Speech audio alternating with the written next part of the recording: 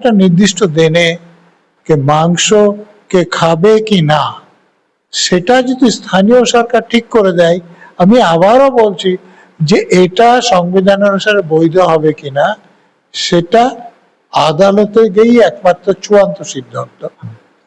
তার সঙ্গে সঙ্গে আরো একটি বিষয় সামনে আসছে যে তারপরে জন্মাষ্টমী রয়েছে, সেই জন্মাষ্টমীর দিনও যাতে এই মাংস বিক্রি না হয় সেই জন্য বিধিনিষেধ আরোপ করা হচ্ছে।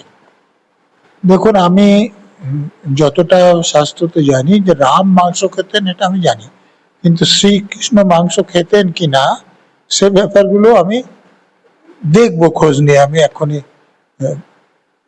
মানে সঠিকভাবে বলতে পারছি না।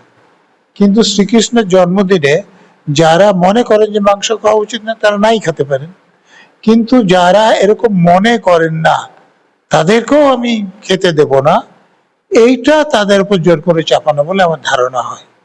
কারণ সকলে তো শ্রীকৃষ্ণকে অবতার বলে মনে করেন না বিষ্ণু, তো যারা করেন না তারা তাকে শ্রদ্ধা জানিয়ে সেদিন মাংস খাবেন না। তারা যদি নিজে থেকে ইচ্ছা করে সেটা করেন তাহলে সেটা খুবই প্রশংসনীয় কাজ, কিন্তু কাউকে যদি বাধ্য করা হয় যে আজকে শ্রীকৃষ্ণের জন্মদিন অতএব তুমি মাংস খেতে পারবে না, তাহলে কিন্তু তার উপর জোর করা হচ্ছে। সেইটা আমাদের দেশের সংবিধানে যেরকম বলা আছে সেরকম নয়। দেখুন, আমি ব্যক্তিগতভাবে মনে করি যে আমাদের বিভিন্ন ধর্মের লোকদের মধ্যে এই মাংস খাওয়া না খাওয়া নিয়ে মত পার্থক্য আছে। যেমন এখানে যারা জৈন ধর্ম অবলম্বন করে তাদের যে কোনো প্রাণী হত্যাই তারা বিরোধিতা করে। আবার এখানে কোনো কোনো ধর্ম আছে যে একটা নির্দিষ্ট প্রাণীকে তারা বধ করার বিপক্ষে, আবার কোনো ধর্ম আছে যেমন ধরুন মুসলমানরা শুয়োরের মাংস খায় না, হিন্দুরা এখন গরুর মাংস খান না।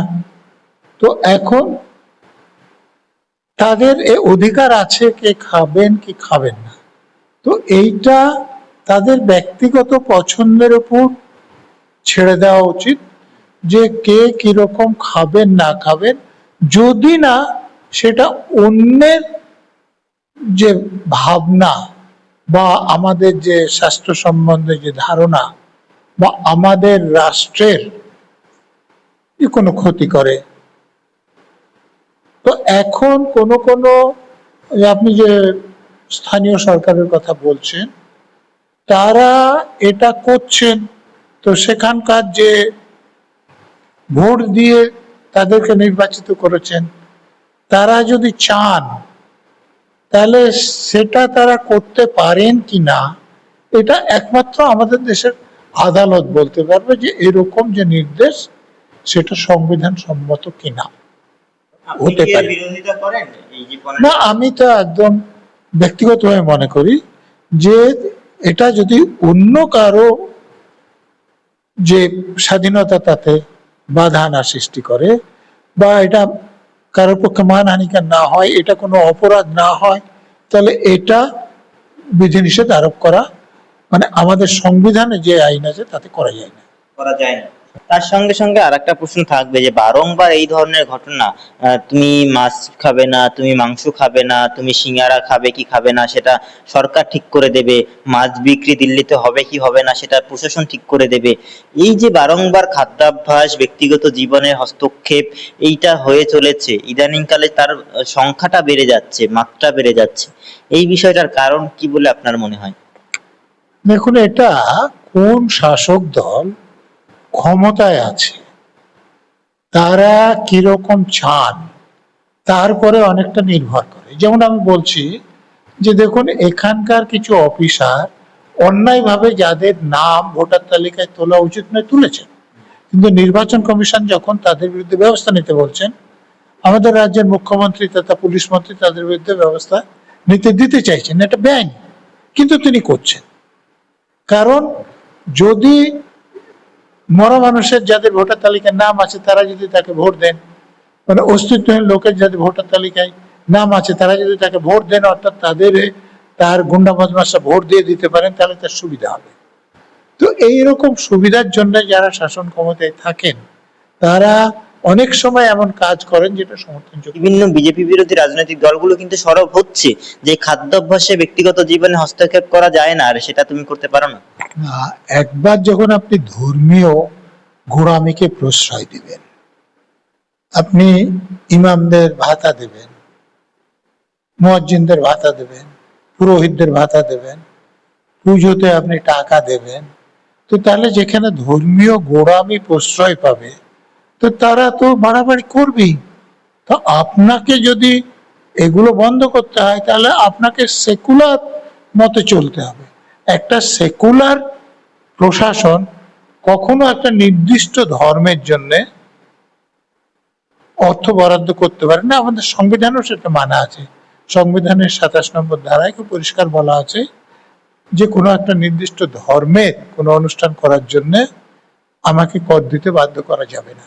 তাহলে আমি যে কর দিয়েছি সেই করের টাকা একটা নির্দিষ্ট সম্প্রদায়ের ধর্মীয় অনুষ্ঠানের জন্য দেওয়া যাবে না, কিন্তু তারা বেআইনিভাবে দিচ্ছেন। এবং সব থেকে আশ্চর্যের ব্যাপার যে হাইকোর্টে ইমাম মসজিদের ভাতার প্রয়োজন কেস হয়েছিল, তারা বাতিল করেছিল যে এটা করা যায় না, কিন্তু পুজো কমিটিগুলো টাকা দেওয়ার ব্যাপারে যখন হাইকোর্টে কেস হয়েছে তারা বাতিল করেনি। মানে এটা খুব আশ্চর্যের ব্যাপার যে পুজো কমিটি নিয়ে যখন কেস হয়েছে তখন জজ সাহেবরা এই পয়েন্টটাই আলোচনা করেননি যে আমাদের সংবিধানকে এটা লঙ্ঘন করে, অন্য কথা বলে বেরিয়ে গিয়েছে, যার জন্য এরকম ঘটনা ঘটছে। কিন্তু এই প্রসঙ্গটা তো যে খাদ্যাভ্যাসে হস্তক্ষেপ করা, আপনি রাজ্যের কথা বললেন, রাজ্যের বিভিন্ন উদাহরণ দিলেন, কিন্তু দেশের প্রেক্ষিতে মানে ভারতের প্রেক্ষিতে যদি আমরা দেখি তাহলে এটা তো আরো বিস্তৃত, আরো বেশি ব্যাপক। দেখুন, এখানে পুলিশটা রাজ্য প্রশাসনের হাতে, স্থানীয় যে শান্তি শৃঙ্খলা সেটা রাজ্য প্রশাসনের হাতে। স্বাভাবিকভাবে রাজ্যে যারা ক্ষমতা থাকে এইসব গুলো করার সুযোগ, মানে ভালো কাজ করারও অপরাধ করারও সুযোগ বেশি সেই দলের থাকে। তো এখন তো বিভিন্ন রাজ্যে যে দল ক্ষমতায় আছে তো তাদের প্রসঙ্গে তো আপনারা জানেন যে তাদের ঘোষিত নীতি কি, তারা গোপন নীতি কি। তো স্বাভাবিকভাবে তাদের নীতির সঙ্গে সামঞ্জস্যপূর্ণ কাজ তারা করছেন। আপনাকে যদি এটা বন্ধ করতে হয় তাহলে তারা যাতে ক্ষমতা না থাকে, দেশের লোক তাদেরকে ক্ষমতাচ্যুত করতে হবে। কিন্তু একটা কথা মনে রাখতে হবে যে যে সংখ্যাগরিষ্ঠ দেশের যারা লোক তারা কি ভাবছেন অন্য লোকদেরও সে ভাবনাকে একটু সম্মানের চোখে দেখা যায়।